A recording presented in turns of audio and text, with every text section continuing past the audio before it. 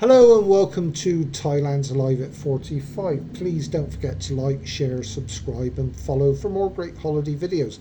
Now, I'm in Bangkok now, I'm not in Pattaya anymore. A couple of good days there. Like I said, I took some early nights.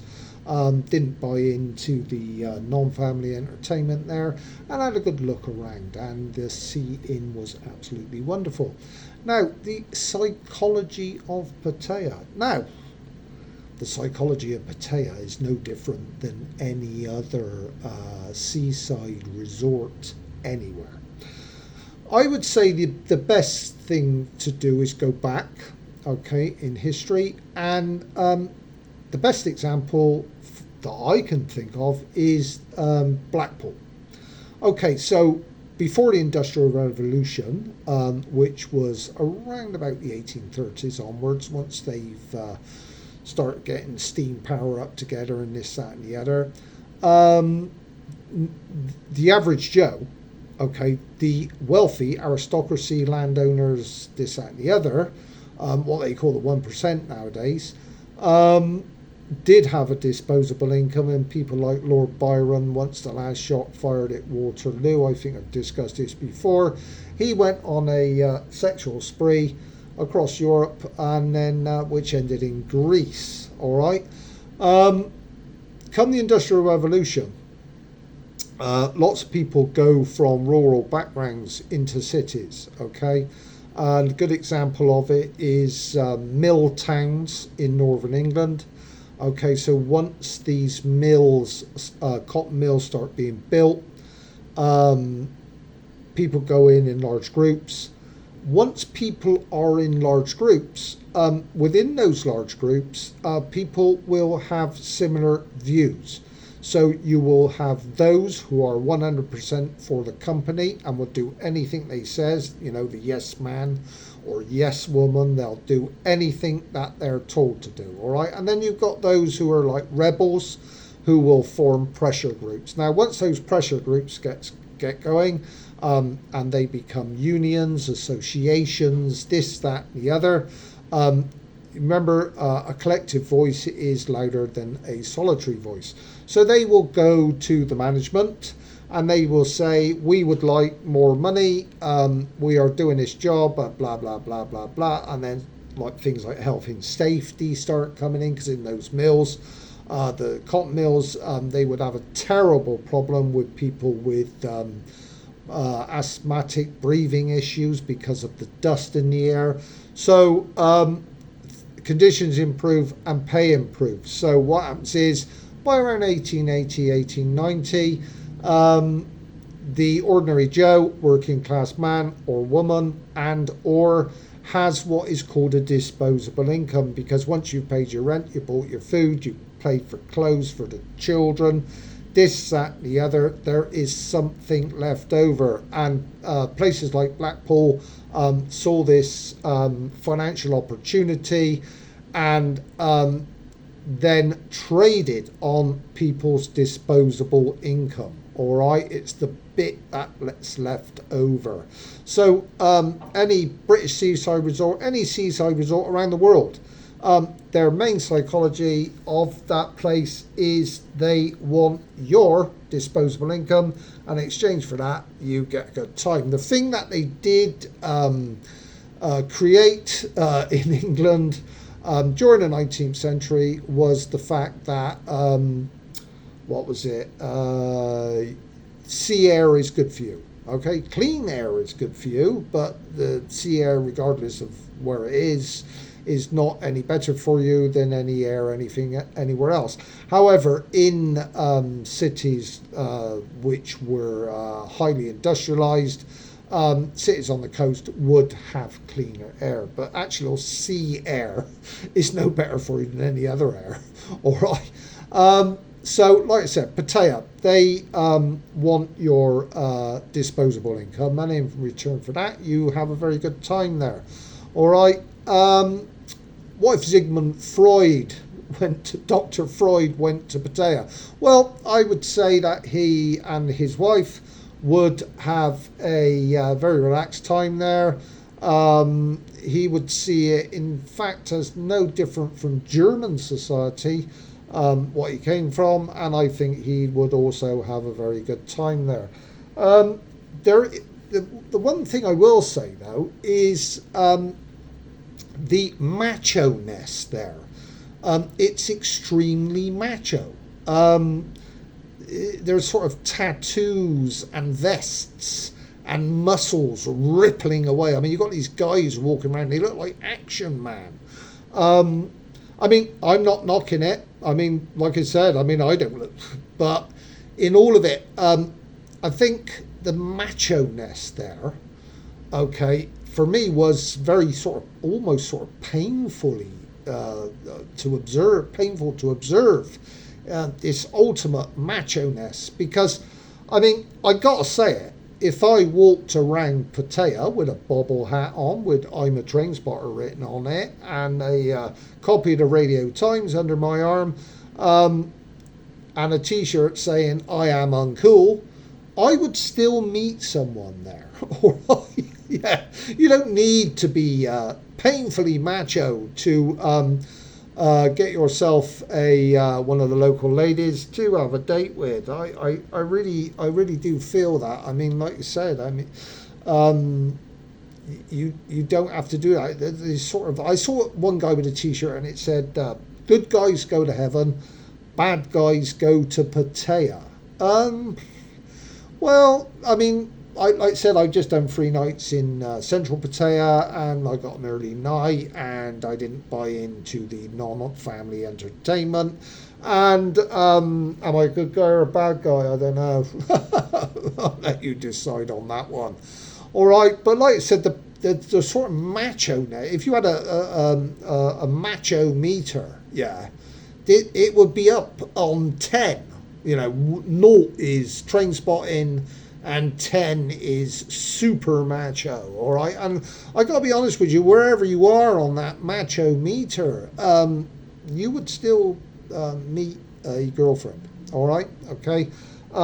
If you, but to my mind, I mean, I've got my own interests. Okay. I read a lot of academic books. I do a lot of studying. I'm probably the only psychotherapist that my council estate that I grew up on ever produced. All right. I did the my family are all or were all soldiers. Okay. And then later aircraft workers. So when I got out of school with nothing, my father didn't really know what to do to me. I mean, I was saying things like, "Hey, I want to do this, that, and the other," which is really cool. And he said, "Well, you can't do that because you're not in the frame for it." So he got me to write to the local aircraft company, and I got an apprenticeship. However, my heart was not in it. I completed the apprenticeship, and I also worked for an aircraft company, a couple of aircraft companies. But my heart wasn't in it. So later life, I did theologies. Yeah. But in all of it, like I said, so I'm. Yeah. I mean, you can take the boy out of the council estate, but you don't take the council estate out the boy. And at the end of the day, I mean, I'm still the kid inside of me who was, running around that place, dressed in mod gear, only interested in girls and picking up his wage packet every week. He still exists in me. Also, the kid that didn't really like going to school and didn't want to do anything, that still exists in me. All right, okay. But as an adult, you've got choices, haven't you? You can buy out of things. You don't have to buy into things. I mean, I've never bought into the macho thing. I think the macho thing can be quite dangerous because it can go wrong. Yeah, it can go badly wrong, and if that bubble gets broken, the harder they come, the bigger they fall. So be careful. All right, okay. But like I said, I mean, you could walk around there with a bobble hat with "I'm a train spotter" written on it, okay, with a 40 class diesels magazine under your arm, and you would not be left on your own. All right. I remember because of friends in the academic stroke creative scene, somebody lent me a tape once, Gus Gascoigne, Anorak of Fire. I listened to it and I couldn't take any more out of it after about 5 minutes. He meets himself a girlfriend and then he's on down by the railway track with her, about to engage in a passionate act, and hears the whistle of a train go off. And in fact, sort of is more interesting than that, and he is the girl he's with, and I found that utterly frustrating. But even Gus Gascoigne, Anorak of Fire man, would be tempted in Pattaya. Okay, and he wouldn't have to change the way he was at all. All right. Now, like I said, the psychology of Pattaya is a very simple one. All right. It is there for you to enjoy yourself. All right. It is there to receive your disposable income, and it is there to, in return, give you a very good holiday and a good time. All right. And I think that's a good thing. I think it is. The macho-ness concerns me, because you don't need to do that. All right. And you can just be yourself there. All right. The whole problem with that sort of, like, I'm built like a brick house, and I seriously pull some weights and things, is that there's insecurities with that, and in all of it, I feel that, even if that's there underneath it, you need to talk through with somebody about what's upsetting you or whatever. I mean, some people work out and they're not upset about anything, all right, but for those who are a bit uptight, talking is good. Okay, it literally is very good. All right. Like I said, I had a look at it. I mean, I've been there many a time, Pattaya. Many a time. I've done about 8 or 9 times in all of it. Stayed at John Tien. John Tien's my favourite though. John Tien, the psychology of John Tien. Right, if Pattaya was a pub, a British pub, Central Pattaya would be the sort of bar. John Tien would be the lounge, and Pattaya North, because of its expensiveness, would be a private members club. All right. So I don't mind being in a bar, rolling around, rubbing shoulders with my contemporaries, my what do they call them? I can't think of the name of it now.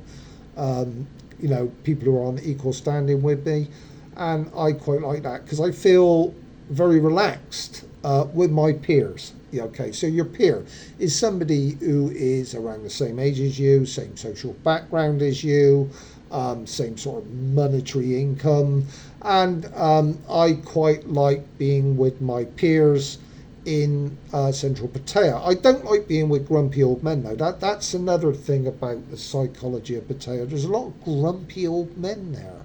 I mean, like I said before, I'm 61 years old. I mean, these people are older than me. It's just a lot of miserableness. Why? Why, as you've got older, why are you miserable? Do not be, I mean, come on. I mean, it's just miserable.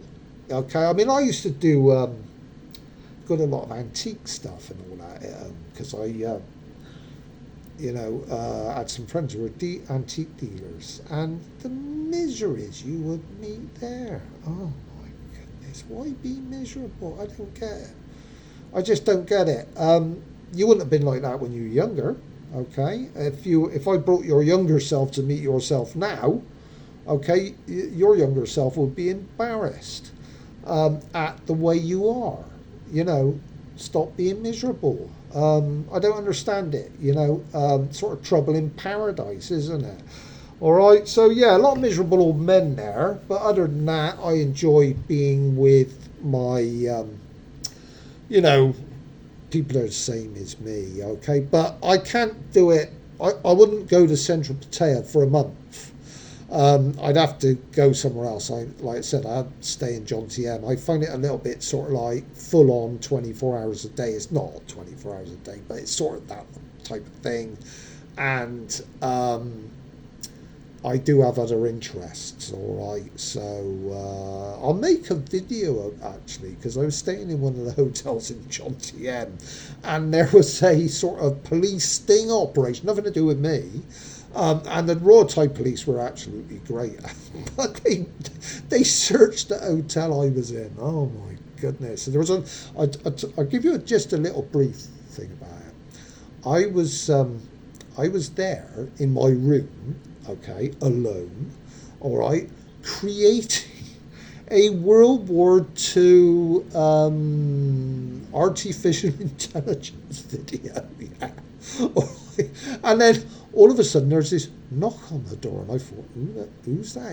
I mean, that's the one thing you don't want, isn't it? 6,000 miles away from home, you're sat there engaging in sort of like train spotting stuff, yeah. And you think there's a knock on the door, like, right. Well, anyway. There was a guy with immigration uniform on, but I'll do a separate video on it. And armed police, there was about 20 to 30 of them on the hotel floor I was on. Oh, and he looked in my room, yeah, and he sort of looked and he said, "Not for you," and closed the door. So anyway, but I'll make a full video on it. They were very nice, actually. They towards me, they were very, very nice. But it was a sting operation in John TM that was on Thai television. Okay. They were looking for wrongdoers. All right. What the upshot of it was, I don't know. All right, because at the end I wasn't doing anything wrong at all. So they were very, very friendly. I mean, one of the Royal Thai police guys saluted me. So as an ex-gunner from the Royal Artillery British Army, I did have a hat on at the time, and I gave him a very smart salute in return. Okay, so if anybody salutes me and I've got a hat on, okay, because in British Army you've got to have your hat on to salute. You can't salute without a hat on. All right, and then I returned the salute to him, and he was very friendly. All right, so thanks for watching, thanks for listening, and until next time.